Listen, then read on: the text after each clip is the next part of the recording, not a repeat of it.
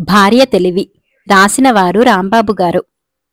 కేశవగుప్తుడనే వ్యాపారి దీర్ఘవ్యాధితో బాధపడుతున్న సమయంలో ఆయన వద్ద పనిచేసేవాళ్లు ఆయన లెక్కలతో మోసం చేసి ఆయన ఆస్తినంతా హరించివేశారు. వ్యాధి నివారణ కోసం ఆయన వైద్యులకు, మందులకు ఇంట్లో ఉన్న విలువైన వస్తువులు, భార్య నగలు అమ్మవలసి వచ్చింది. కొంతకాలానికి ఆయన వ్యాధి నుంచి కోలుకున్నాడు. కాని కట్టిక దరిద్రుడైపోయాడు. అంత దీనస్థితిలో కూడా కేశవగుప్తుడు అధైర్యపడక ఎవరి వద్దనైనా 100 వరహాలు అప్పు తీసుకుని తిరిగి ఏదైనా చిన్న వ్యాపారం ప్రారంభించదలచాడు. అందుకోసం ఆయన జగదీపుడనే తన చిన్ననాటి స్నేహితుడి దగ్గరకు వెళ్లాడు.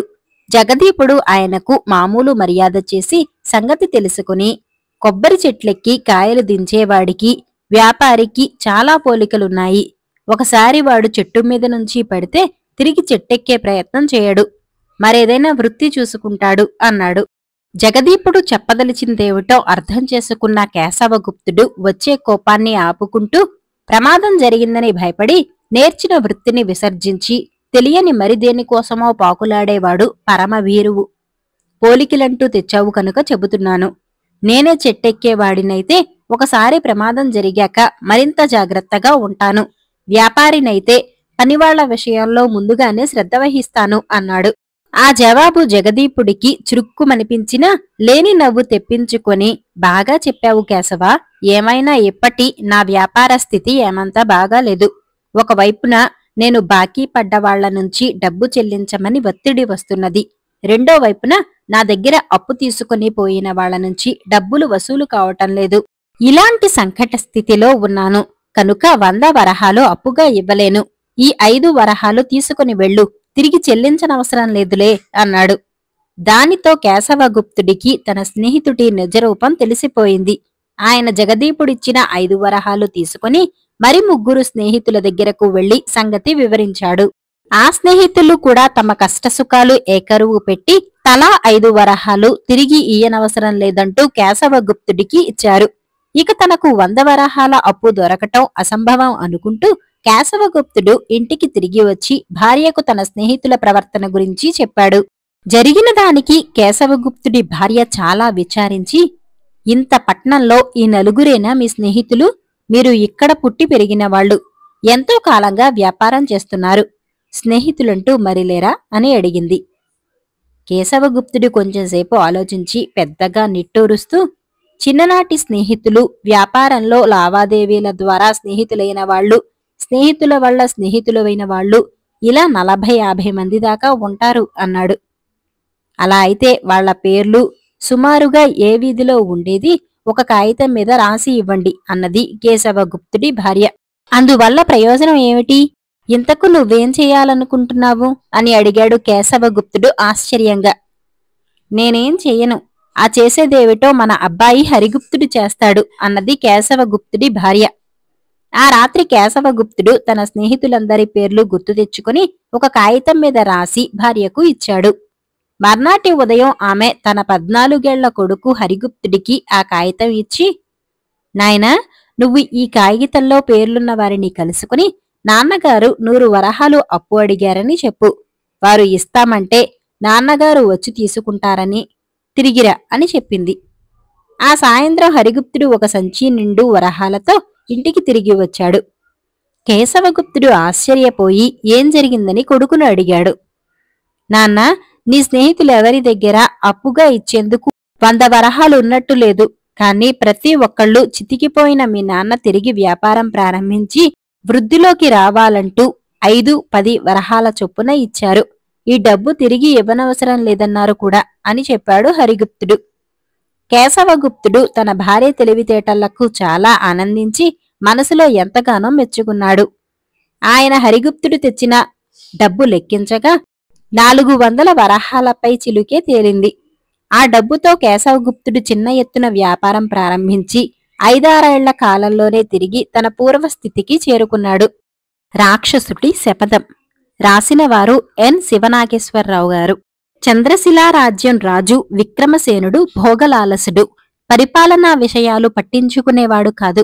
అందువల్ల పరిపాలనా భారం మంత్రులు వహించవలసి వచ్చింది. సహజంగానే ఆశ్రిత పక్షపాతం, లంచగొండితనం అధికమయ్యాయి. ఆ రాజ్యంలో సింహబలుడనే యువకుడు ఉండేవాడు. వాడికి నా అన్నవారు లేరు. అయినా కష్టపడి విద్యనభ్యసించటమే కాకుండా సైన్యంలో చేరేందుకు అవసరమైన క్షాత్ర విద్యలలో కూడా శిక్షణ పొందాడు. ఆ తర్వాత రాజాస్థానంలో ఉద్యోగం కోసం మహారాజును దర్శించటానికి వెళ్ళాడు. అయితే అతడికి ఆ అవకాశం దక్కలేదు. లంచం అడిగిన మంత్రులు అతడి పేదరికం గుర్తించి సభలోకి కూడా రాకుండా గెంటించి వేశారు. మనస్తాపం చెందిన సింహబలుడికి మహారాజు మీద, మంత్రుల మీద జుగుప్స కలిగింది. వాడిక మరి ఉద్యోగ ప్రయత్నం చేయక వేటాడి జీవనం కొనసాగించాలని నిశ్చయించుకున్నాడు. ధనుర్బాణాలు ధరించి వాడు రాజ్య సరిహద్దుల్లో ఉన్న దండకారణ్యంలో జంతువులను వేటాడి కడుపు నింపుకోసాగాడు. కొద్ది సంవత్సరాలు గడిచాయి. విక్రమసేనుడికి ఆరోగ్యం పాడైంది. రాజవైద్యులు పరీక్షించి ఏవో మందులిచ్చారు. గుణం కనిపించలేదు. ఆ సమయాన రత్నాకరుడనే వృద్ధ వైద్యుడు రాజును పరీక్షించి, మహారాజా, అమృతవల్లి అనే వనమూలికతో తమ వ్యాధి నయం కాగలదు. అయితే ఆ మూలికను సంపాదించటం కష్టం అన్నాడు. అక్కడే ఉన్న విక్రమసేనుడి కుమారుడు అగ్నిసేనుడు రత్నాకరుడితో, ఆ వనమూలిక ఎలా ఉంటుందో, ఏ ప్రాంతాన దొరుకుతుందో చెప్పండి. దాన్ని ఎన్ని కష్టాలకైనా ఓర్చి తేగలను అన్నాడు. అప్పుడు రత్నాకరుడు ఆ వనమూలిక ఎలా ఉండేది వర్ణించి, ఆ మూలిక దండకారణ్యంలోని తూర్పు ప్రాంతాల గల కొండల్లో లభించగలదని చెప్పాడు. దండకారణ్యం ఎంతటి భయంకరమైనదో చంద్రశిలా రాజ్యంలో వారందరికీ తెలుసు. ఒకసారి యువరాజు అగ్నిసేనుడు తెగించి కొందరు భటులతో ఆ ప్రాంతాలకు వేటకు పోయి, వేటమాట అలా ఉంచి అక్కడి క్రూరమృగాలు, విషసర్పాల బారిన పడకుండా కొసప్రాణాలతో పారిపోయి వచ్చాడు. ఆ సమయంలో అతడికి అటవీకుల ద్వారా అతి నేర్పరి, నిర్భయుడు అయిన సింహబలుణ్ణి గురించి తెలిసింది. అగ్నిసేనుడు భటులను పంపి సింహబలుణ్ణి పిలిపించాడు. వాడికి అప్పటికే అగ్నిసేనుణ్ణి గురించి తెలుసు. తండ్రి భోగలాలసుడైతే ఇతడు ప్రజల క్షేమం ఏమాత్రం పట్టించుకొని క్రూరుడు. అగ్నిసేనుడు సింహబలుడికి తగు మర్యాదలు చేసి, సింహబల, మహారాజు వ్యాధిగ్రస్తుడన్న సంగతి నువ్వు ఎరిగే ఉంటావు. అమృతవల్లి అనే మూలిక ద్వారా ఆయన వ్యాధిని కుదర్చవచ్చని వైద్యుడు చెప్పాడు. దాన్ని సంపాదించటానికి నువ్వు సహాయపడాలి. నువ్వు కోరిన ధనం ఇవ్వగలను అని వైద్యుడు చెప్పిన వివరాలన్నీ అతడికి చెప్పాడు. దానికి సింహబలుడు, యువరాజా, ధనం మాట అలా ఉంచండి. నా దృష్టిలో పరోపకారాన్ని మించిన సంపదలంటూ లేవు. మీకు తప్పక సాయం చేస్తాను అన్నాడు. మర్నాడు ఇద్దరూ అశ్వాలనధిరోహించి దండకారణ్యం చేరారు. సింహబలుడు ముందు అశ్వాన్ని నడిపిస్తూ అక్కడక్కడా తమ మార్గానికి అడ్డుగా ఉన్న పొదలను నరికి మార్గం సుగమం చేయసాగాడు. అలాంటి సమయాలలో సర్పాలు బుసలు కొడుతూ దాపులనున్న మహావృక్షాలపైకి పాకాయి. 4 రోజుల ప్రయాణం తర్వాత వాళ్లు ఒక సాయం సమయంలో వైద్యుడు చెప్పిన తూర్పు కొండల ప్రాంతాన్ని చేరారు. సింహబలుడు ఉత్సాహంగా, యువరాజా, మనం ఇప్పుడు వైద్యుడు చెప్పిన ప్రదేశానికి వచ్చాం. ఆయన వర్ణించిన ప్రకారం అమృతవల్లి ఒక అడుగు కన్నా ఎత్తు పెరగని మొక్క. గుర్రాల మీద ఉండి దాన్ని గుర్తించటం కష్టం. మనం కాలినడకన ఈ చుట్టుపక్కల దాని కోసం నిదానంగా వెతుకుదాం అన్నాడు. ఇద్దరూ అశ్వాల మీద నుంచి దిగి వాటిని ఒక చెట్టుకు కట్టేసి అమృతవల్లి కోసం వెతకసాగారు. అయితే వాళ్లు గమనించని విషయమేమిటంటే, అక్కడికి దాపులనే ఉన్న కొండగుహలో రక్తతర్పణుడనే రాక్షసుడు ఉన్న సంగతి. ఈ రక్తతర్పణుడు రాక్షసుల్లో అత్యుత్తమ జాతికి చెందినవాడు. వాడి పూర్వులు దండకారణ్యాన్ని ఏలినవాళ్లు. తక్కువ జాతి రాక్షసులలాగా దొరికిన ఏ జంతువునో తిని ఆకలి చల్లార్చుకోవటం వాడికి అవమానకరంగా తోచేది. ఈ లోకాన్ని వదిలిపోయే ముందు ఏదో ఒకనాడు ఒక మనిషిని తిని తీరుతానని వాడు శపథం చేశాడు. వాడికిప్పుడు ఒకరు కాదు, 2 మనుషులు కంటపడటంతో ఒళ్ళు పొంగిపోయి తను కూర్చున్న పెద్ద బండరాయి మీద నుంచి భీకరంగా హూంకరిస్తూ కిందికి దూకి వాళ్లకేసి పరిగెత్తుకురాసాగాడు. వాడి హుంకారం వింటూనే సింహబలుడు, యువరాజు అగ్నిసేనుడు నిలువెల్లా కంపించిపోయారు. అగ్నిసేనుడు మూర్ఛపోతున్న వాడిలా ఊగిపోతూ, సింహబల, ఇప్పుడేది దారి? ఆ ముసలి వైద్యుడు మనలను రాక్షసులకు ఆహారంగా వేయటానికి అమృతవల్లి కట్టుకథ అల్లాడని నా అనుమానం. మననిప్పుడా భగవంతుడే రక్షించాలి అన్నాడు. సింహబలుడు అగ్నిసేనుడు నేలపడకుండా గట్టిగా పట్టుకుని, యువరాజా, మీ తండ్రి గారి భోగలాలసత్వంతో పాటు మీ క్రూరత్వం కూడా రాజ్యంలో అందరూ ఎరిగిందే. ఈ రాక్షసుడు మహాక్రూరుడని గతంలో విన్నాను. ఇప్పుడు మన రక్షణా భారం భగవంతుడికి అప్పగించేందుకు తగిన వ్యవధి లేదు. వర నుంచి కత్తి దూయండి అంటూ విల్లులో సంధించేందుకు బాణాన్ని అందుకోబోయాడు. అంతలో రాక్షసుడు వాళ్లను సమీపించి బాణం గురిచేస్తున్న సింహబలుణ్ణి, వెనక్కి పారిపోజూస్తున్న యువరాజు అగ్నిసేనుణ్ణి చెరొక చేత్తో పైకెత్తి పట్టుకుని, ఆహా, నా శపథం ఫలించింది. అయితే తాళవృక్షమంతా ధర్మ సందేహం. కాలధర్మం చెందే లోపలే నేను తినదలిచింది ఒక మనిషినే. కానిప్పుడిద్దరు దొరికారు, ఏం చెయ్యాలి అంటూ ఇద్దరికేసి తల తిప్పుతూ చూడసాగాడు. అప్పుడు సింహబలుడు, రాక్షసోత్తమా, నీకు ధర్మాధర్మ విచక్షణ జ్ఞానం ఉన్నందుకు చాలా ఆనందిస్తున్నాను. చావు బ్రతుకుల మధ్య ఉన్న చంద్రశిలా రాజ్యం రాజుకు చికిత్స చేసేందుకు అమృతవల్లి అనే మూలిక కోసం ఇక్కడికి వచ్చాం. ఈయన ఆ రాజ్యం యువరాజు. ఆ మూలిక ఎక్కడ దొరుకుతుందో చెప్తే దాన్ని తీసుకుని యువరాజు వెళ్ళిపోతాడు. అప్పుడు నువ్వు నన్ను తినవచ్చు. నీ శపథానికి ఏ భంగపాటు కలగదు అన్నాడు. వెంటనే రాక్షసుడు వాళ్ళిద్దరినీ కిందకి దించి సింహబలుడితో, ఆ అమృతవల్లి మూలిక ఈ ప్రాంతాలనే ఉన్నది, ఇస్తాను. ఇప్పుడు నాకు మరొక సందేహం కలుగుతున్నది. లోకల్లో కన్నవాళ్ల కోసం పిల్లలు త్యాగాలు చేయటం పరిపాటి. అటువంటిది ఈ యువరాజు సామాన్య పౌరుడివైన నిన్ను బలిపెట్టి తన ప్రాణాలు కాపాడుకోవటం ధర్మమవుతుందా అన్నాడు.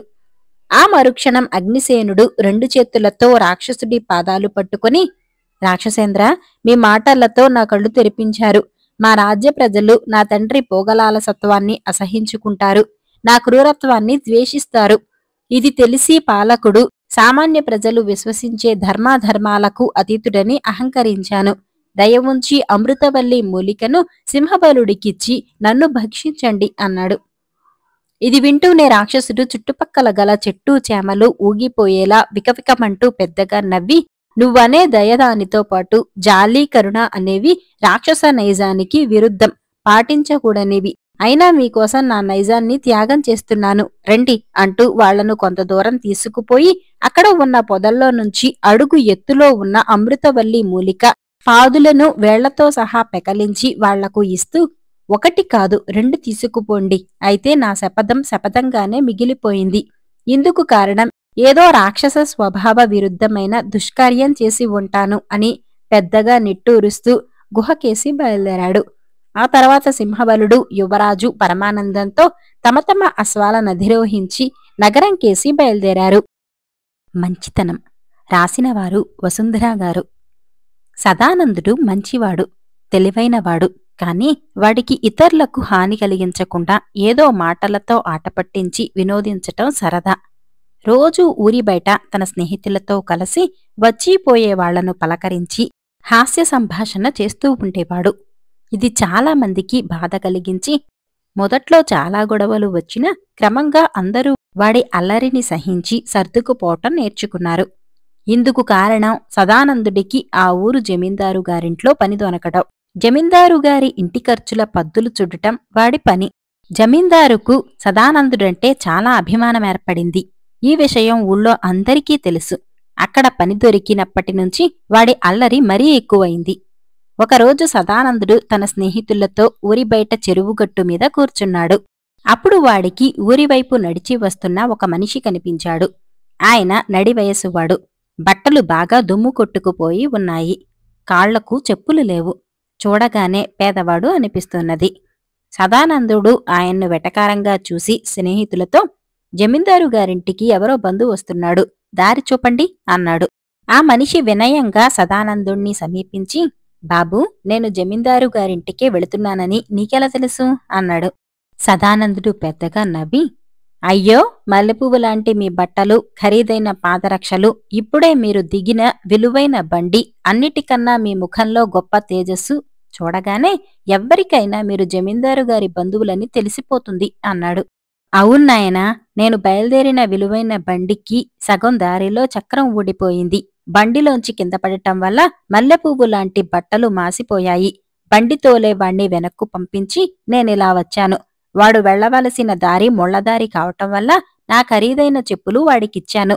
నువ్వు నా ముఖంలోని తేజస్సు ఒకటే గుర్తుపడతావనుకున్నాను. మొత్తం అన్నీ గుర్తుపట్టావు అన్నాడా మనిషి. అలాగా, అయితే మిమ్మల్ని సరాసరి జమీందారు గారింటికి తీసుకువెళ్లేదా అన్నాడు సదానందుడు నవ్వు ఆపుకుంటూ. ఈ వేషంలో ఆయన్ని చూడటం బావుండదు. ముందుగా నన్ను వారి ధర్మసత్రంలో ప్రవేశపెట్టు. మా బండివాడు వచ్చాక ఈ దుస్తులు మార్చుకొని ఆయన్ను చూస్తాను అన్నాడా మనిషి. బాటసారుల కోసం ఆ ఊళ్ళో జమీందారు గారొక ధర్మసత్రం కట్టించాడు.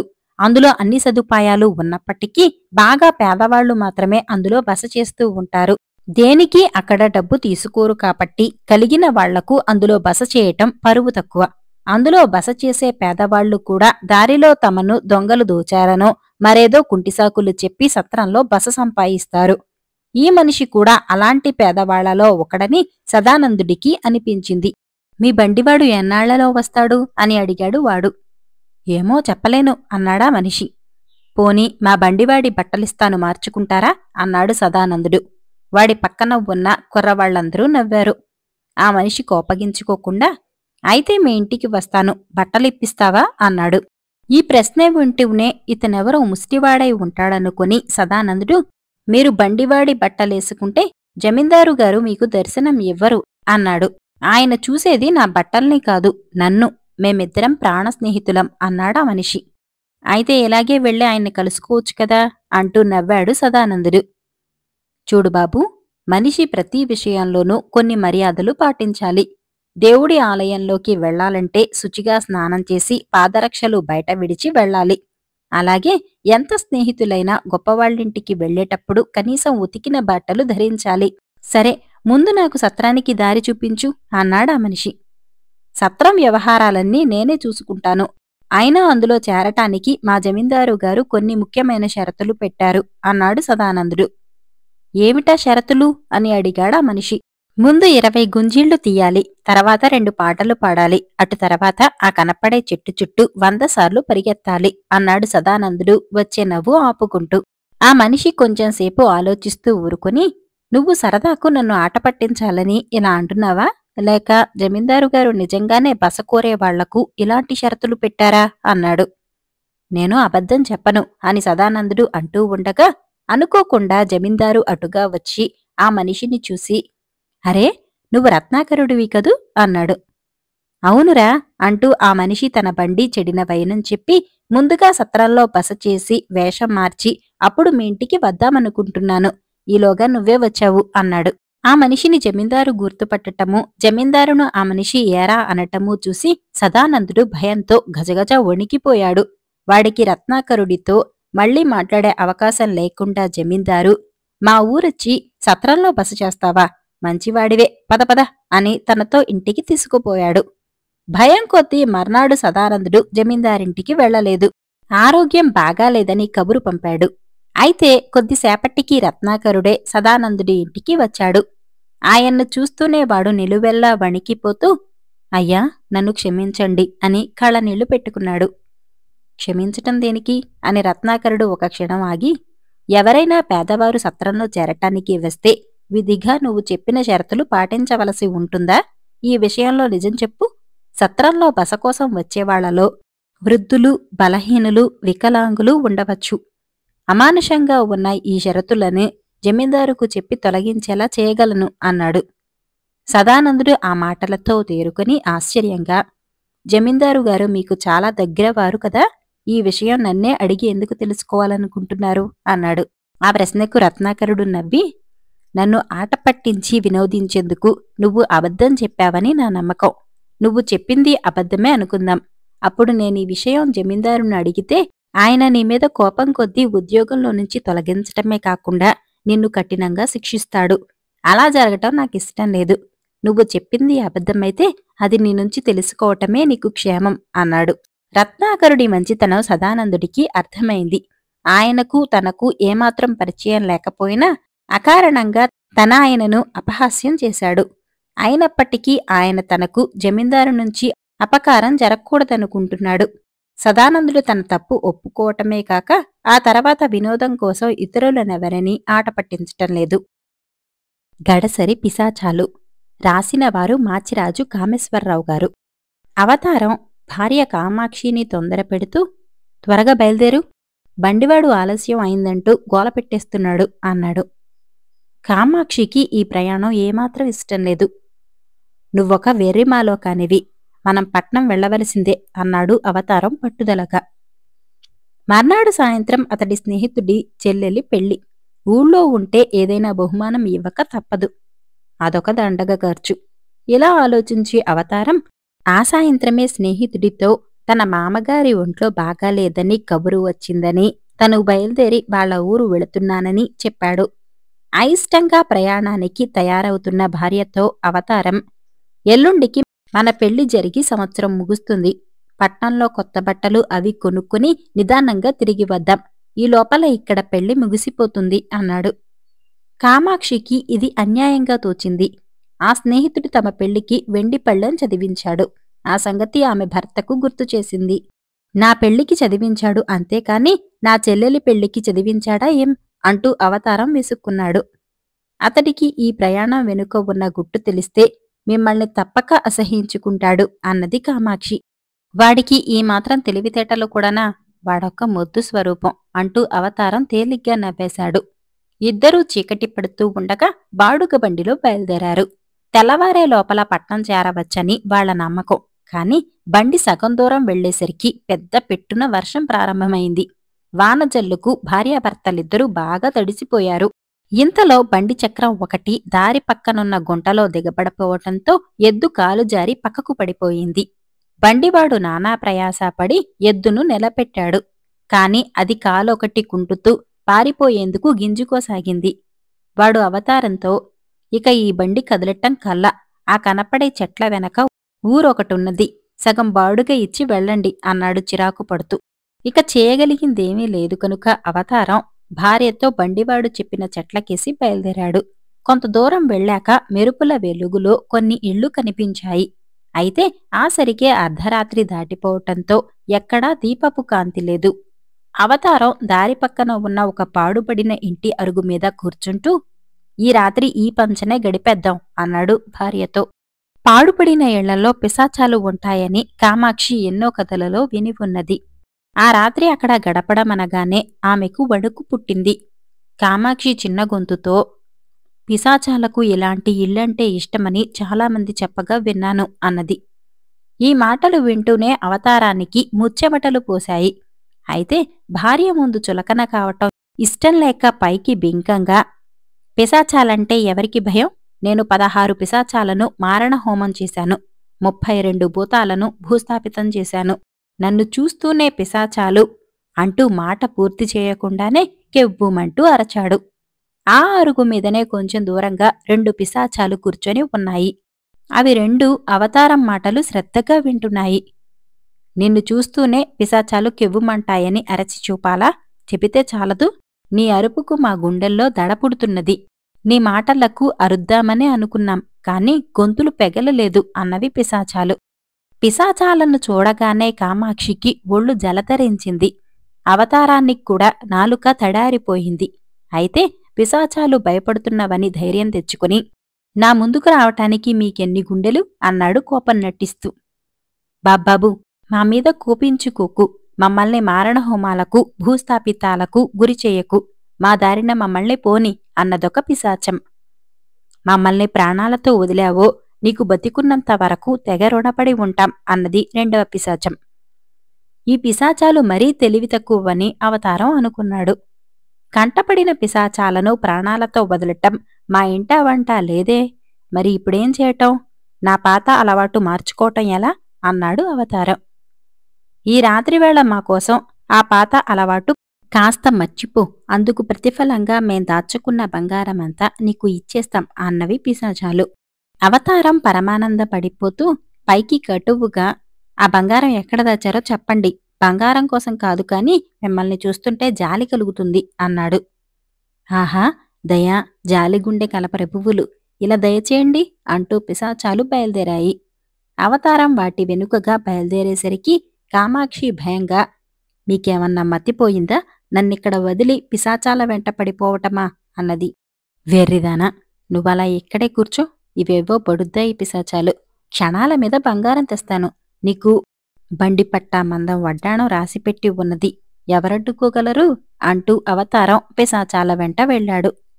పిశాచాలు చిన్న తుప్పలు, పిచ్చి మొక్కలు పెరిగి ఉన్న ఒక చోటుకు అవతారాన్ని తీసుకుపోయి, ఇక్కడ తవ్వి మోయగలిగినంత బంగారం ఎత్తుకుపో, మమ్మల్ని వదిలినందుకు కోటి దండాలు అంటూ అదృశ్యమయ్యాయి.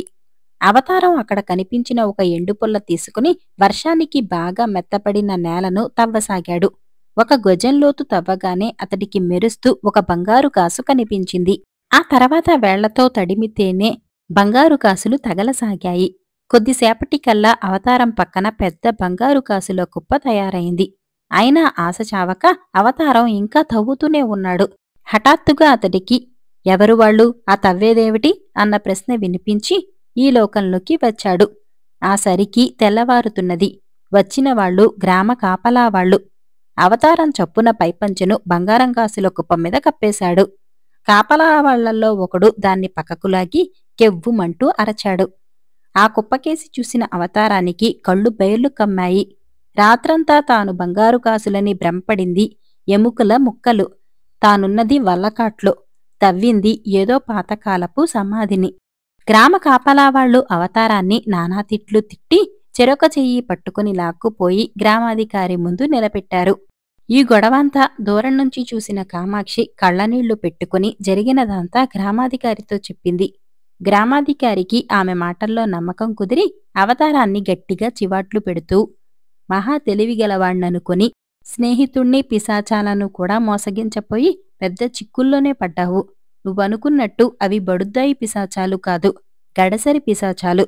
ఈ అనుభవంతో అయినా అతి తెలివికి పోక మంచిగా మసలటం నేర్చుకో అన్నాడు. అవతారం గ్రామాధికారికి క్షమాపణ చెప్పుకొని అప్పటికప్పుడే బాడుగబండి కుదుర్చుకొని స్నేహితుడి చెల్లెలి పెళ్లికి హాజరయ్యేందుకు బయలుదేరాడు. సరి అయిన వైద్యం రాసినవారు మాచిరాజు కామేశ్వరరావు గారు. నాగాపురం అనే ఊళ్ళో ఉండే బ్రహ్మం అనే యువకుడు అనారోగ్యంతో బాధపడుతున్న తల్లిని తీసుకుని వైద్యుడి ఇల్లు చేరేసరికి ముందు గదిలో చాలామంది రోగులు కూర్చుని ఉన్నారు. బ్రహ్మం తల్లిని ఒక పెడగా కూర్చోపెట్టి, మన వంతు వచ్చేసరికి చాలాసేపయ్యేలా ఉన్నది, అలా బజారుకు వెళ్ళి వస్తాను అంటూ అక్కడ్నుంచి బయలుదేరాడు. 25 వయసు వచ్చిన బ్రహ్మానికి ఏ పని చేతకాదు. ఆ కారణం వల్ల ఎవరూ వాడికి పని ఇవ్వలేదు. చిన్నతనంలోనే తండ్రి పోవటంతో తల్లి వాణ్ణి చాలా గారాబంగా పెంచింది. వాడికి చదువు అబ్బలేదు. వళ్ళు వంచి పనిచేయటం ఇష్టం లేదు. క్రమంగా జూదాలకు, చెడు స్నేహాలకు అలవాటుపడి అక్కడా ఇక్కడా చిన్న చిన్న దొంగతనాలు చేస్తూ ఉండేవాడు. ఈ మధ్య వాడికి ఎలాగైనా డబ్బు మొత్తంగా ఒకేసారి సంపాదించాలన్న ఆశ పట్టుకున్నది. అంతకు ముందు రోజు బ్రహ్మం ఊరి చివరన్న చెరువు దగ్గర కాపలా వేశాడు. చీకటి పడుతున్న వేళ ఒక వ్యక్తి అటుగా వచ్చాడు. బ్రహ్మం చప్పున చెట్టుచాటు నుంచి బయటకు వచ్చి కత్తిని ఆ వ్యక్తి గుండెలకేసి చూపుతూ, మర్యాదగా చేతిలో ఉన్న ఆ సంచిని ఇచ్చేయ్ అన్నాడు కరుకుగా. ఆ వ్యక్తి భయంతో వణికిపోతూ సంచిని కింద పడవేసి ఊరికేసి పరిగెత్తాడు. సంచిలో బ్రహ్మానికి 4000 రూపాయలు దొరికాయి. అంత డబ్బు ఏం చేయాలో తోచకవాడు ఒక 100 రూపాయలు మాత్రం తీసుకుని సంచిని దాపులనున్న ఒక చింతచెట్టు తొర్రలో గుర్తుగా దాచాడు. వాడు ఇల్లు చేరేసరికి వాడి తల్లి విపరీతమైన చలి జ్వరంతో వణుకుతూ ఉన్నది. రేపు నిన్ను వైద్యుడి దగ్గరకు తీసుకుపోతాను, నీకు సరి అయిన వైద్యం జరగాలి అన్నాడు చేతినిండా డబ్బున్న బ్రహ్మం తల్లితో. ఆ విధంగానే వాడు మర్నాడు తల్లిని వైద్యుడి దగ్గరకు తీసుకువచ్చాడు. ఆమెను వైద్యుడింట వదిలి వాడు కొంతసేపు వీధుల్లో తిరిగి మళ్లీ వైద్యుడింటికి వచ్చేసరికి రోగులందరూ వెళ్ళిపోయారు. వాడి తల్లి కాళ్ళు చేతులు కొట్టుకుంటూ కళ్ళు తేలవేస్తున్నది. వైద్యుడు ఆమె నాడీని పరీక్షిస్తున్నాడు. మా అమ్మకేమైంది అంటూ బ్రహ్మం గబగబా పోయి తల్లి పక్కన కూర్చొని ఆమె 2 చేతులు పట్టుకున్నాడు. నువ్వు ఈమె కొడుకువా? సమయానికి వచ్చావు. నీ తల్లికి వాతం కమ్మింది. గరిటె కాల్చి వాత వేయక తప్పదు అన్నాడు వైద్యుడు. అంతలో వైద్యుడు నౌకరు గరిటెనొకదాన్ని ఎర్రగా కాల్చి తెచ్చాడు. బ్రహ్మం తల్లి 2 చేతులు మరింత గట్టిగా పట్టుకున్నాడు. అయితే వైద్యుడు తల్లికి పెట్టవలసిన వాత వాడి చేతిమీద పెట్టేసరికి బ్రహ్మం బాధతో కెవ్వుమంటూ అరిచాడు. అయ్యో, ఎంత పొరపాటు! సరిగ్గా సమయానికి నీ చెయ్యి అడ్డు వచ్చింది. ఆ వాత నీ తల్లికే పెట్టి ఉంటే ఆమె నీకు దక్కి ఉండేది అన్నాడు వైద్యుడు. చేతిమీద వాత తల్లిపోయిందన్న వార్త బ్రహ్మాన్ని పిచ్చివాణ్ణి చేశాయి. వాడు చప్పున వైద్యుడి మెడ పట్టుకుని, నా తల్లిని చంపావు, నువ్వు వైద్యుడివి కావు, హంతకుడివి అంటూ అరవసాగాడు. వైద్యుడు బ్రహ్మం చేతిని పక్కకు లాగి, ఎంతవరకు నువ్వు దొంగవే అనుకుంటున్నాను, ఇప్పుడు నువ్వు హంతకుడివి కూడా అని తెలుస్తున్నది. నిన్న నువ్వు దోచిన డబ్బు ఒక తండ్రి కూతురి పెళ్లి కోసమని ఉన్న కొద్ది పొలం అమ్మి తెస్తున్నది. ఇక తనకు పెళ్లి కాదని ఆమె బావిలో దూకింది. దహన సంస్కారాలకు కూడా డబ్బులేక ఆమె తండ్రి దుఃఖిస్తున్నాడు. ఆ పెళ్లికి అడ్డుపడిన నీ చేతి మీద వాతపడింది. అదే మీ అమ్మ ప్రాణం పోవటానికి కూడా కారణమైంది అన్నాడు. ఇది విన్న బ్రహ్మానికి ఎక్కడలేని పశ్చాత్తాపం కలిగింది. తను చేసిన దొంగతనం ఒక కుటుంబంలో రేపిన చిచ్చు వాడి గుండెలకు పాకింది. వాడు వైద్యుడి పాదాలు పట్టుకుని, ఆ తండ్రి శాపమే మా అమ్మను పొట్టన పెట్టుకున్నది. నేను కష్టపడి సంపాదించి మా అమ్మకు సరియైన వైద్యం సమయానికి చేయించి ఉంటే తప్పక బతికేది. ఇప్పుడే వెళ్ళి ఆ డబ్బు తెచ్చి ఇస్తాను. అప్పుడే మా అమ్మ ఆత్మకు శాంతి అంటూ బయటకు వెళ్ళిపోయాడు. వాడు అటు పోగానే వాడి తల్లి లేచి కూర్చొని వైద్యుడితో, అయ్యా, నా కొడుకు దొంగ అని ఇంతకాలంగా నేనెరగనే ఎరగను. వాడికి సరి అయిన వైద్యం చేసి వాడిలో మార్పు తెచ్చారు అన్నది. నీ కొడుకు మనం వేసిన పథకంతో మారతాడో లేదో అన్న అనుమానం కొద్దీ చేతిమీద గట్టిగా వాత వేశాను. ఆ వాతకు నేను ఉచిత వైద్యం చేస్తానులే అన్నాడు వైద్యుడు నవ్వుతూ. అప్పటి వరకు లోపలి గదిలో ఉన్న వైద్యుడి బంధువు ఆయన దగ్గరకు వచ్చి, తల్లిని వెంట పెట్టుకుని వస్తున్న బ్రహ్మాన్ని నా దగ్గర డబ్బు దోచిన దొంగగా గుర్తించటం మేలే అయింది. అందరం కలిసి వేసిన పథకం బాగానే పారింది. కాని దీని వెనుక కాబోయే పెళ్లికూతురు ఆత్మహత్య కథ అల్లావెందుకు అని వైద్యుణ్ణి అడిగాడు. బ్రహ్మం మనసు కరగటానికి ఉత్తిత్తి కథ అల్లాను. అది వాడి మీద బాగా పనిచేసింది అంటూ వైద్యుడు చిన్నగా నవ్వాడు. డబ్బు సంచీతో గదిలోకి వస్తూ ఈ సంభాషణ విన్న బ్రహ్మం, దొంగ అని నలుగురి చేత పిలిపించుకోవటం కన్నా చావటం మెలు. మా అమ్మ బతికి నాకు పునర్జన్మనిచ్చింది. ఇక నుంచి కష్టపడి పనిచేసి సంపాదిస్తాను అంటూ సంచిని వైద్యుడి బంధువుకు ఇచ్చాడు.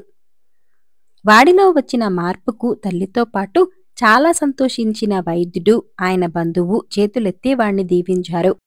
రాములమ్మ. రాసినవారు జీసీ జీవి గారు. హఠాత్తుగా భర్త మరణించటంతో రాములమ్మ దిక్కులేనిదయింది. సంతానం లేని రాములమ్మ తన దగ్గర మిగిలిన కొంచెం డబ్బుతో బతుకు తెరువు కోసం ఉన్న ఊరొదిలి అక్కడికి కొంత దూరాన ఉన్న రామాపురం చేరింది. రామాపురం చిన్న గ్రామం. ఊరి మధ్య చిన్న బడి. ఆ బడి ఎదుట చిన్న బడ్డీ కొట్టులో పిల్లలు ఇష్టపడే వేరుశెనగలు, బఠానీలు, కొబ్బరి మిఠాయిలు మొదలైన తినుబండారాలు అమ్ముకుంటూ కాలం గడపసాగింది. 60 ఏళ్లు దాటిన రాములమ్మ ముగ్గుబుట్టలాటి తల, నిమ్మపండు రంగు శరీరంతో, కీచుమనే కంఠస్వరంతో వింతగా కనిపించేది. ఎవరితోనూ ఎక్కువగా మాట్లాడేది కాదు. ఆమె ఆ ఊరికి వచ్చిన 3వ నెలకల్లా రామాపురంలో మహమ్మారి సోకింది. పిల్లలకు వాంతులు విరోచనాలు పట్టుకున్నాయి. పెద్దవారికి విషజ్వరాలు సోకి కొందరు మరణించారు. దీనికంతటికీ కారణం కొత్తగా వచ్చి చేరిన బడ్డీకుట్టు రాములమ్మే అని, ఆ ముసలిది మంత్రగత్తె అని రామపురంలో వదంతి మొదలైంది. ఆ వదంతిని పుట్టించింది ముత్యాలమ్మ. బడి పక్కనే చిరుతిళ్ళు అమ్మే అంగడి ఆమెకు ఉన్నది. రాములమ్మ బడ్డీ కొట్టు పెట్టాక ఆమె తయారు చేసే తినుబండారాలు రుచిగా శుచిగా ఉండటంతో పిల్లలందరూ అక్కడే కొనుక్కోసాగారు. ముత్యాలమ్మ దుకాణం సరిగా సాగటం లేదు. అందువల్ల ఆమె ఎలాగైనా రాములమ్మ అంతు చూడాలని ఆలోచించసాగింది.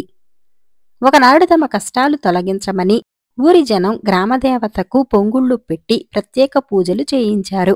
అప్పుడు గణాచారికి పూనకం వచ్చి, ఒరే, మీ కష్టాలన్నీ ఆ మంత్రగత్తె రాములమ్మ వల్లే. అది ఈ ఊళ్ళో ఉండటం అరిష్టం. దాన్ని ఊరి నుంచి తరమకొట్టండి. మీ రోగాలు తొలగిపోతాయి అని చెప్పాడు. దాంతో రెచ్చిపోయిన జనం రాములమ్మ బడ్డీ కొట్టును ధ్వంసం చేశారు. ఒకరిద్దరైతే ఆమె మీదకు రాళ్లు రూపారు. రాములమ్మ కుయ్యి ఖయమనలేదు. తలకు గాయాలై నెత్తురు కారుతున్నా సహించింది. ఆ సమయంలో అటుగా వచ్చిన యువకుడైన బడిపంతులు సూర్యం ఆ దృశ్యాన్ని చూసి జనం మధ్యకు వెళ్ళి, ఆగండి, ఏమిటి మీరు చేస్తున్న పని? దిక్కుముక్కు లేని ముసలావిడను అలా కొడుతున్నారెందుకు? ఒక్క నిమిషం ఆగి నా మాట వినండి అన్నాడు. ఏమిటి నీ మాట వినేది? మా బాధలు రోగాలన్నీ ఎక్కడ్నుంచో వచ్చిన ఆ ముసలి మంత్రగత్తె వల్లే. గణాచారి కూడా చెప్పాడు అన్నాడు ఒక వృద్ధుడు. ఏమిటి, ఈ దీనురాలు మంత్రగత్తె? నిజంగా ఆమెకు అంత శక్తి గనక ఉంటే మీరు కొడుతూ ఉంటే ఊరుకుంటుందా? ఆమె మీది పగకొద్దీ గణాచారికి డబ్బు ఆశ చూపి అలా చెప్పమన్నది ముత్యాలమ్మ. అతనికి ఆమె డబ్బులివ్వటం నేను చూశాను. అయినా మన రోగాలకు మూల కారణాన్ని మనమే పెంచి పోషిస్తున్నాం. తాగునీటి కొలనులో గేదెలను కడుగుతున్నాం. దీనికి తోడు ఊళ్ళో చెత్తాచెదారం కుప్పలు కుప్పలుగా పేరుకుపోయాయి. వర్షాకాలం రావటంతో దోమలు ఈగలు పెరిగిపోయాయి. వాటి ఫలితమే ఈ రోగాలు. అలాగే మూఢనమ్మకాలనే మానసిక కాలుష్యం కూడా మనకు చెప్పరాని కీడు కలిగిస్తుంది. ఈ రెండు కాలుష్యాల నుంచి బయటపడితేనే ఆరోగ్యం, అభివృద్ధి సాధ్యం కాగలదు. మొదట మన ఊరిని కలుషిత వాతావరణం నుంచి కాపాడుదాం. రోగాలు తప్పక తగ్గుముఖం పడతాయి. ఈ విషయంగా గ్రామాధికారితో మాట్లాడదాం రండి అన్నాడు సూర్యం. జనానికి అతడి మాటల్లో నిజం అర్థమైంది. రాములమ్మకు క్షమాపణలు చెప్పుకున్నారు. ఆమె వారికి చేతులెత్తి మొక్కింది. ఆ తర్వాత పరిశుభ్రతా చర్యలు చేపట్టటంతో రామాపురంలో రోగాలు క్రమంగా తగ్గుముఖం పట్టాయి. భీకరమైన తల. పురాతన గ్రీకు కథ. పూర్వం గ్రీసు దేశంలో ఒక రాజు ఉండేవాడు. ఆయనకు ఒక కుమార్తె మాత్రమే ఉండేది. తన అనంతరం రాజ్యమేలటానికి కొడుకు కలగడా అని ఆయన జ్యోతిష్కులను అడగగా వారు ఆయనకు కొడుకులు కలగరని, ఇప్పుడున్న కుమార్తె గర్భాన జన్మించే మనమడు ఆయన చావుకు కారణమవుతాడని జోస్యం చెప్పారు. ఇది విని రాజు భయపడి వాకిళ్ళు కిటికీలు లేని ఒక రాతి బురుజును ఎత్తుగా కట్టించి దానిని ఎవరూ ఎక్కకుండా ఉండగలందులకు కంచు తొడుగు ఏర్పాటు చేయించాడు. రాజకుమార్తెను అందులో ఉంచి ఒక చిన్న కంతకుండా ఆమెకు రోజు ఆహారం అందించేవారు. బురుజు చుట్టూ అహోరాత్రాలు పహారా ఉండేది. రాజకుమార్తెకు మనుష్య ప్రపంచంతో ఎలాంటి సంబంధమూ లేదు. కాని ఆమెకు బురుజుపై నుంచి ఆకాశము, పక్షులు, ఎండ, వెన్నెల కనిపించేవి. కొంతకాలం జరిగింది. రాజకుమార్తెకు యుక్త వయసు వచ్చింది. శీతాకాలంలో ఒకనాడు ఆమెకొక వింత కల వచ్చింది. ఆమె బురుజులో నుంచి పైకి చూడగా ఒక బంగారు రంగు గల మేఘం కనిపించింది. అందులో నుంచి బంగారు వర్షం వచ్చి ఆమె పైన పడింది. ఈ కల వచ్చిన 9 మాసాలకు ఆమెకొక మగపిల్లవాడు జన్మించాడు. బురుజు చుట్టూ పహారా ఉండేవాళ్లకు బురుజులో లోపలి నుంచి చంటిబిడ్డ ఏడుపు వినిపించింది. వాళ్లు వెళ్లి ఈ సంగతి రాజుతో చెప్పారు. రాజు ఈ వార్త విని వణికిపోయాడు. ఆయన తన కుమార్తెను, మనవణ్ణి బురుజులో నుంచి బయటకు తీయించాడు. వారిద్దరినీ నిండు ప్రాణాలతో చంపేయటానికి సాహసం లేక ఆయన ఒక కొయ్యపెట్టె చేయించి వారిద్దరినీ అందులో పెట్టి మూత మూసి ఆ మూతకు రంధ్రాలు చేయించి సముద్రంపై వదిలిపెట్టించాడు. ఈ విధంగా వారిద్దరూ చనిపోతారని, తనకు హత్యాదోషం అంటదని ఆయన ఆశపడ్డాడు. కాని ఆయన అనుకున్నట్టు జరగలేదు. ఆ పెట్టె ఒక పగలు ఒక రాత్రి సముద్రం మీద కొట్టుకుపోయి ఒక తీరాన్ని చేరింది. అది ఒక లంక. ఆ లంకకు రాజుగా ఉంటున్న వాడి తమ్ముడు ఒక జాలరి. తన బిడ్డలున్న పెట్టె ఆ జాలరికి దొరికింది. అతను రాజకుమార్తె కథ విని జాలిపడి ఆమెను, బిడ్డను తన ఇంటికి తీసుకుపోయాడు. బిడ్డకు పెర్సియస్ అని పేరు పెట్టుకున్నారు. రాజకుమార్తె కష్టాలింకా గట్టెక్కనేలేదు. ఆమెను గురించి విని ఆ లంకకు రాజుగా ఉండేవాడు ఆమెను పెళ్లాడుదామని ప్రయత్నించాడు. అతను పరమక్రూరుడని తెలిసి రాజకుమార్తె అతనిని నిరాకరించింది. పెర్సియస్ పెరిగి పెద్దవాడయ్యాడు. ఒకనాడు రాజు తన రాజ్యంలో ఉన్న యువకులందరినీ ఆహ్వానించి విందు చేశాడు. ఆ విందుకు వెళ్లిన వారంతా రాజుగారికి గుర్రాలో, బంగారమో, మంచి మంచి కవచాలో, బాణాలో తీసుకువచ్చారు. బీదవాడు కావటంచేత పెర్సియస్ ఒకటే ఏమీ తీసుకుపోలేదు.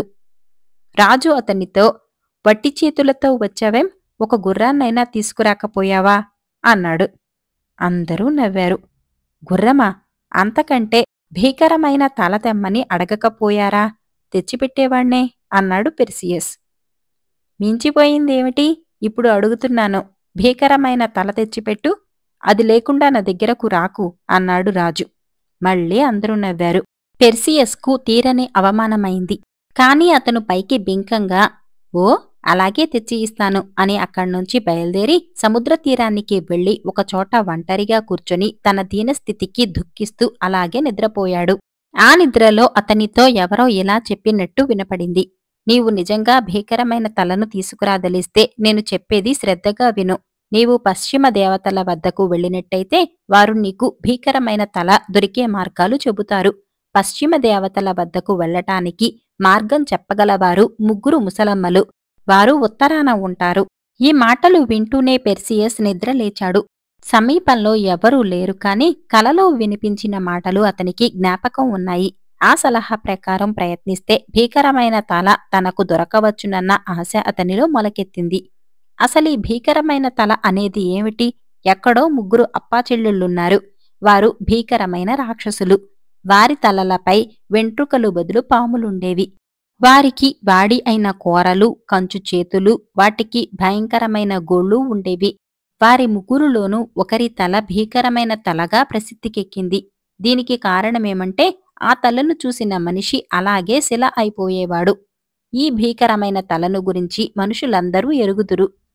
పెర్సియస్ ఆ తలను తీసుకురావటానికి నిశ్చయించుకుని ఇంటికి వెళ్లి తన తల్లితో ఈ సంగతి చెప్పక దేశాటనకు బయలుదేరిపోతున్నానని మాత్రం చెప్పి ఆమె వద్ద సెలవు తీసుకున్నాడు. అతను ఉత్తరంగా బయలుదేరి వెళ్లి ముగ్గురు ముసలమ్మలుండే చోటికి చేరాడు. ఈ ముసలమ్మలు కూడా చాలా చెడ్డవాళ్లు, గుడ్డివాళ్లు కూడా. వీరు ముగ్గురికీ కలిపి ఒకే కన్ను ఉండేది. దానిని ఎవరు పెట్టుకుంటే వారు మాత్రమే చూడగలిగేవారు. ఈ ముసలమ్మలు తమ కంటిని ఒకరి చేత నుంచి ఒకరు అందుకునే సమయంలో పెర్సియస్ కాచేశాడు. మన కన్ను ఎవరో కాచేశారు, మనం ఇక చూడలేం అంటూ ముసలమ్మలు వాపోయారు. మీ కన్ను నా దగ్గరే ఉంది. పశ్చిమ దేవతలుండే చోటికి దారి చెప్పారా? దీనినే మీకిస్తాను. లేదా మీ గతి ఇంతే, శాశ్వతంగా గుడ్డివాళ్లైపోతారు అన్నాడు పెర్సియస్. విధిలేక ముసలమ్మలు పెర్సియస్కు పశ్చిమ దేవతలుండే చోటికి దారి చెప్పారు. పెర్సియస్ వారి కన్ను వారికిచ్చి ఆ దారిన బయలుదేరి పశ్చిమ దేవతలుండే చోటు చేరుకున్నాడు. పశ్చిమ దేవతలు అతన్ని ఆదరించి అతనికి భీకరమైన తల తెచ్చే ఉపాయం చెప్పి అందుకు అవసరమైన సాధనాలు కూడా ఇచ్చారు. వీటిలో మంత్రపు చెప్పులు, మంత్రపు కత్తి, మంత్రపు టోపీ, మంత్రపు సంచి ఉన్నాయి. ఈ చెప్పులు తొడుక్కుంటే నీవు మనోవేగంతో కోరిన చోటికి వెళ్లగలవు. ఈ మంత్రపు కత్తి ఒక్క వేటున దేన్నైనా తెగవేస్తుంది. మంత్రపు టోపీ నిన్ను అదృశ్యంగా ఉంచుతుంది. భీకరమైన తలను నరికినాక మంత్రపు సంచిలో వేసుకో. ఆ తలగల రాక్షసిని నేరుగా చూస్తే నీవు శిలవైపోతావు. కనుక అద్దంలాగా మెరిసే డాలును పట్టుకుని అందులో చూస్తూ రాక్షసి తల తెగవేయాలి. నీ పని అయిపోయాక మా సాధనాలను సంచిలో ఉంచి కొండమీద పెట్టావంటే అవి మళ్లీ మాకు చేరుతాయి అన్నారు పశ్చిమ దేవతలు.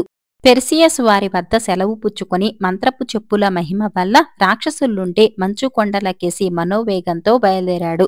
అతను మంత్రపు టోపీని ధరించి అదృశ్యంగా ఉండి తన డాలులో కనిపించే ప్రతిబింబాన్ని మాత్రమే చూస్తూ కత్తి చేతపట్టి సిద్ధంగా ఉన్నాడు. కొంతసేపటికి అతను ముగ్గురు రాక్షసులున్న చోటికి వచ్చాడు. ఆ సమయానికి వారు ముగ్గురూ నిద్రపోతున్నారు. భీకరమైన తలగల రాక్షసి మధ్యలో పడుకున్నది. పెర్సియస్ డాలులో చూసుకుంటూ దాన్ని సమీపించి ఒక్క వేటుతో దాని తల నరికి వెంట తెచ్చిన మంత్రపు సంచిలో వేసుకుని బయలుదేరాడు. ఆ అలికిడికి మిగిలిన ఇద్దరు రాక్షసులు లేచి అతని వెంటపడ్డారు. వారికి అందకుండా పెర్సియస్ కాపాడినవి మంత్రపు చెప్పులు కావు. వాటిపాటి వేగం ఈ రాక్షసులకు ఉన్నది. కాని అతని నెత్తిన మంత్రపు టోపీ ఉండటంతో ఆ రాక్షసులు అతన్ని చూడలేకపోయారు. ఎలా అయితేనేం భీకరమైన తలను సాధించి మంత్రపు చెప్పుల సహాయంతో అతివేగంగా ఆకాశ మార్గాన వస్తూ ఉండగా పెర్సియస్కు మధ్యదారిలో ఒక వింత కనపడింది. అతని దిగువగా ఒక తీరం ఉన్నది. దాని వెంబడి ఎత్తైన కొండలున్నాయి. సముద్రంలోకి చొచ్చుకు వచ్చిన ఒక గుట్టపైన ఒక తెల్లని స్త్రీ ఆకారం కనిపించింది. అది విగ్రహమనుకుని చూడటానికి పెర్సియస్ దిగివచ్చి అక్కడ నిలబడినది ఒక యువతి అని తెలుసుకున్నాడు. అతను ఆశ్చర్యంతో, ఇక్కడ ఇలా ఎందుకు నిలబడ్డావు? నిన్నా గొలుసులతో బంధించారెందుకు అని ఆమెను అడిగాడు. నేను ఈ దేశపు రాజు కూతురును. మా అమ్మకు తాను చాలా గొప్ప అందగత్తెనని గర్వం. ఒకసారి ఆవిడ తాను సముద్రదేవతల కంటే చక్కనిదాన్నని ప్రగల్భాలాడింది. అది విని సముద్రదేవతలు మా దేశంపైకి సముద్ర రాక్షసిని పంపించారు. ఆ రాక్షసి రోజుకొక మనిషిని ఎత్తుకుపోయి తింటుంది అని ఆ రాజకుమార్తె చెప్పింది. భయపడకు, నీ ప్రాణం కాపాడతాను అంటూ పెర్సియస్ సముద్ర రాక్షసిని చంపటానికి సిద్ధపడ్డాడు. త్వరలోనే సముద్రం మీది నుంచి రాక్షసి వచ్చింది. పెర్సియస్ మంత్రపు టోపీ ధరించి అదృశ్యంగా ఉండి రాక్షసిని తన కత్తితో ఎన్నో దెబ్బలు కొట్టాడు. గాయపడి కూడా రాక్షసి రాజకన్యకేసి వస్తూ ఉండటం కనిపెట్టి అతను సంచిలో నుంచి భీకరమైన తల ఎత్తి రాక్షసికేసి పట్టుకుని తాను ముఖం తిప్పుకున్నాడు. మరుక్షణం అది శిల అయిపోయింది. తర్వాత పెరిసియస్ తలను సంచిలో పెట్టేసి రాజకుమార్తెను కట్టిన గొలుసులు ఖండించి మీ తల్లిదండ్రుల వద్దకు పోదాం పద అన్నాడు. వద్దు, నన్ను మీ వెంట తీసుకుపోండి. మీ బానిసగా అయినా బతికి మీ రుణం తీర్చుకుంటాను అన్నది రాజకుమార్తె. అయితే మా గ్రీసు దేశం వచ్చి నన్ను పెళ్లాడు అన్నాడు పెర్సియస్. ఆమె సమ్మతించింది. కాని తన కుమార్తె ఒక అనామకుణ్ణి పెళ్లాడటానికి ఆమె తండ్రి సమ్మతించలేదు. ఆయన తన బావమరిదిని ప్రేరేపించి ఈ సంబంధం ఎలాగైనా పడగొట్టి నా కూతురిని నువ్వే చేసుకో అన్నాడు. రాజుగారి బావమరిది సైన్యంతో సహా వచ్చి పెర్సియస్తో, నువ్వు మా పిల్లను పెళ్లాడటానికి అర్హుడివి కావు. ఆమెను విడిచిపుచ్చుతావా లేక నాతో యుద్ధానికి వస్తావా అన్నాడు. సముద్ర రాక్షసిని చంపిన వాణ్ణని జ్ఞాపకం ఉంచుకోండి. నన్ను మీరేమీ చేయలేరు అన్నాడు పెర్సియస్. కాని రాజుగారి బావమరిది మంచి మాటలకు లొంగలేదు. పెర్సియస్ భీకరమైన తల చూపించి తన శత్రువులనందరినీ రాళ్లుగా మార్చేశాడు. తర్వాత అతను తన భార్యతో బయలుదేరి తల్లి ఉండే చోటుకు వచ్చాడు. అతను తిరిగి వచ్చేలోపుగా ఇక్కడ చాలా మార్పులు జరిగాయి. రాజు తన తమ్ముడైన పల్లెకారిని ఖైదు చేసి పెర్సియస్ తల్లిని తన ఇంట దాసిగా ఉంచాడు. పెర్సియస్ ఆ రాజు వద్దకు వెళ్లి, మా అమ్మను వెంటనే విడిచిపెట్టి ఆవిడకు నీవు చేసిన అన్యాయానికి కాను పరిహారం కింద కొంత బంగారం ఇచ్చుకో అన్నాడు. ఓరి నువ్వా, మళ్ళీ వచ్చావా? ఎవరూరా అక్కడ? ఈ దుర్మార్గుణ్ణి కట్టి కారాగృహంలో పడేయండి అన్నాడు రాజు. రాజుగారు, ఒక క్షణం ఆగండి. నన్ను ఒక వస్తువు తెమ్మని పంపారు. అది తెచ్చాను. చూసి ఆనందించరా అని పెర్సియస్ అడిగాడు. అవునవును, భీకరమైన తల తెస్తానని వెళ్ళావు. ఏదీ తల అన్నాడు రాజు. పెర్సియస్ సంచి నుంచి తల తీసి రాజు కళ్ళ ఎదుట పెడుతూ తన ముఖం తిప్పేసుకున్నాడు. వెంటనే రాజు కాస్త రాయి అయిపోయాడు. తర్వాత పెర్సియస్ తన పెంపుడు తండ్రిని ఖైదు విడిపించి ఆయనను ఆ దేశానికి రాజు చేశాడు. ఇప్పుడు పెర్సియస్ తల్లి ద్వారా తన తాతగారి సంగతంతా తెలుసుకున్నాడు. అతను భార్యాసమేతుడై తాతగారిని చూసి రావటానికి కాను తల్లి పుట్టిన దేశం వెళ్లాడు. కాని ఈ సంగతి ముందుగానే తెలిసి అతని తాత మరొక దేశానికి పారిపోయాడు. పెర్సియస్ అక్కడికి వెళ్లి తన తాతతో, తాతయ్య, నన్ను చూసి ఎందుకు భయపడతావు? నీవు నాకు మా అమ్మకు ద్రోహం చేసినా నాకు నీపైన విరోధభావం లేదు. ఇంటికి పోదాం పద అన్నాడు. అతను తాతగారితో స్వదేశానికి బయలుదేరే ముందుగా ఆటల పోటీలు జరిగాయి. ఈ పోటీలో పెర్సియస్ చక్రం విసురుతూ ఉండగా అది చేతినుంచి జారి గురితప్పి అతని తాతకే తగిలింది. ఆ దెబ్బకు ఆయన చనిపోయాడు. జోస్యం ఫలించనే ఫలించింది. ఈ సంఘటనకు పెర్సియస్ చాలా నొచ్చుకున్నాడు. తాతగారి రాజ్యం ఇప్పుడు తనదే అయినప్పటికీ దానిని మరొకరికిచ్చి దానికి బదులుగా సమీపంలో ఉన్న మరొక రాజ్యాన్ని తీసుకున్నాడు. ఇక్కడ పెర్సియస్ తన భార్యతో కొంతకాలం సుఖంగా జీవించాడు. కొద్ది సంవత్సరాలు గడిచాయి. ఈలోపుగా అతను భీకరమైన తలను ఒక రహస్య స్థలంలో పాతిపెట్టి పశ్చిమ దేవతలిచ్చిన చెప్పులు, కత్తి కూడా వారి సంచిలో ఉంచి ఒక కొండ శిఖరాన పెట్టి వారికి చేర్చాడు. ఒకనాడు పెర్సియస్ రాజ్యంపైకి సముద్రం మీదుగా అనేక నౌకలు రావటం కనిపించింది. తన మామగారు తన భార్యను తీసుకుపోవటానికి, అవసరమైతే తనతో యుద్ధం చేయటానికి వస్తున్నాడని తెలిసింది. ఒక దూత వచ్చి ఈ సంగతి చెప్పాడు. పెర్సియస్ ఎన్ని చెప్పినా దూత వినిపించుకోలేదు. కనీసం ఒక్కసారి మామగారిని వచ్చి నన్ను తన కుమార్తెను చూసి మాట్లాడమని చెప్పు. మేము ఆయనను బంధించమని, ఆయనపైన ఆయుధం ప్రయోగించమని ప్రమాణం చేస్తున్నాను అని పెర్సియస్ దూతతో చెప్పాడు. ఆ రాత్రి అతను భీకరమైన తలను రహస్య స్థలం నుంచి తవ్వి తీసి సముద్ర తీరాన ఒక రాతి గట్టు పక్కగా నీటిలో ముంచి ఉంచి మర్నాడు ఉదయం తాను వెళ్లి తన మామగారి కోసం ఎదురుచూస్తూ ఆ గట్టు పైననే కూర్చున్నాడు. ముసలిరాజును ఒక తెప్పలో అతనున్న చోటికి తెచ్చారు. నేను నా కూతుర్ని తీసుకుపోటానికి వచ్చాను. నీవు ఏం చేసినా నా మనసు మారబోదు అన్నాడు పెర్సియస్ మామగారు. ఇలా చూడండి, మీ మనసు తప్పక మారుతుంది అంటూ పెర్సియస్ నీటి నుంచి భీకరమైన తలను ఆయనకు ఎదురుగా ఎత్తి తన ముఖాన్ని పక్కకు తిప్పుకున్నాడు. ముసలిరాజు అంధుడు. ఆ సంగతి పెర్సియస్కు తెలియదు. ఆయన తన అల్లుడితో, నా మనసు అలా ఎన్నటికీ మారదు అన్నాడు. ఈ మాటలు వినగానే భీకరమైన తల యొక్క ప్రభావం ముసలాయనపైన పారలేదని పెర్సియస్కు తెలిసిపోయింది. దాని మహత్తు కాస్తా పోయిందా అనుకుంటూ అతను ముఖం తిప్పి ఆ భీకరమైన తలకేసి చూశాడు. మరుక్షణం అతని శరీరం కాస్త శిల అయిపోయింది.